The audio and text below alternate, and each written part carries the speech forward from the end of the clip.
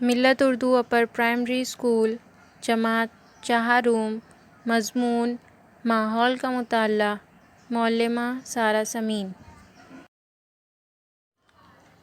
ماحول کا مطالعہ حصہ اول کا حیوانات کا دور حیات یعنی لائف سائیکل آف اینیمل۔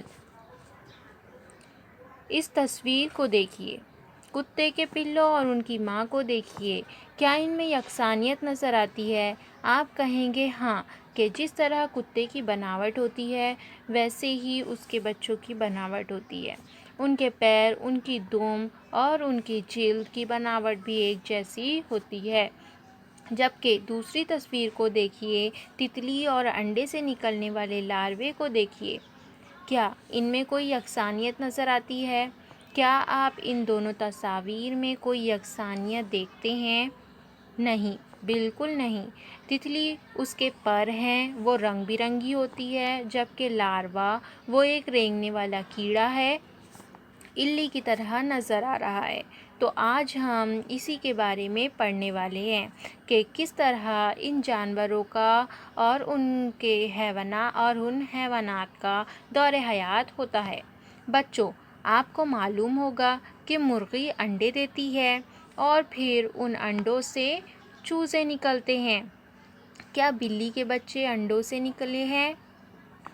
لیکن کیا بلی انڈے دیتی ہے؟ اور کیا جو بلی کے بچے ہوتے ہیں کیا وہ انڈوں سے نکلتے ہیں؟ نہیں۔ تو ہمیں ایک چیز سمجھ میں آ گئی کہ کچھ حیوانات ایسے ہوتے ہیں جو انڈے دیتے ہیں، جبکہ کچھ حیوانات ایسے ہوتے ہیں جو انڈے نہیں دیتے، بچے دیتے ہیں۔ جس طرح بکری ہے تو وہ بکری کے میمنے اور پوری طرح نشوونما پائی ہوئی بکری میں کچھ زیادہ فرق نہیں ہوتا۔ بلی کے بچے اور بلی میں بھی زیادہ فرق نہیں ہوتا۔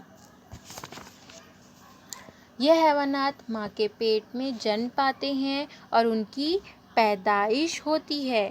یہ حیوانات انڈے نہیں دیتے، لیکن کوا، مکڑی، گرگٹ جیسے کچھ حیوانات انڈے دیتے ہیں۔ انڈوں سے چوزوں کی پیدائش۔ چیونٹیاں، تتلیاں، مچھلیاں، مینڈک، سانپ، یہ تمام حیوانات انڈے دیتے ہیں۔ عام طور پر ان کے انڈے ہمیں دیکھنے نہیں ملتے۔ کچھ چھوٹے حیوانات کے انڈے بہت چھوٹے ہوتے ہیں، وہ تو ہمیں آسانی سے نظر بھی نہیں آتے، اس لیے ہم اس سے واقف نہیں ہوتے کہ یہ حیوانات انڈے دیتے ہیں۔ لیکن مرغی انڈے دیتی ہے، یہ ہم سب جانتے ہیں۔ مرغی کے انڈے اتنے بڑے ہوتے ہیں کہ آسانی سے نظر آ سکتے ہیں۔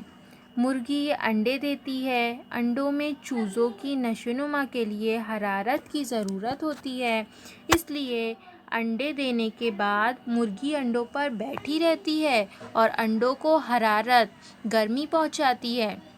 انڈوں میں چوزے آہستہ آہستہ بڑھنے لگتے ہیں اور نشوونما مکمل ہونے پر چوزے انڈوں کے خول توڑ کر باہر نکل آتے ہیں۔ انڈا سینا کسے کہتے ہیں؟ انڈوں کو حرارت دینے کے لیے مرغی کا انڈوں پر بیٹھے رہنا انڈا سینا کہلاتا ہے۔ ذرا بڑے ہونے تک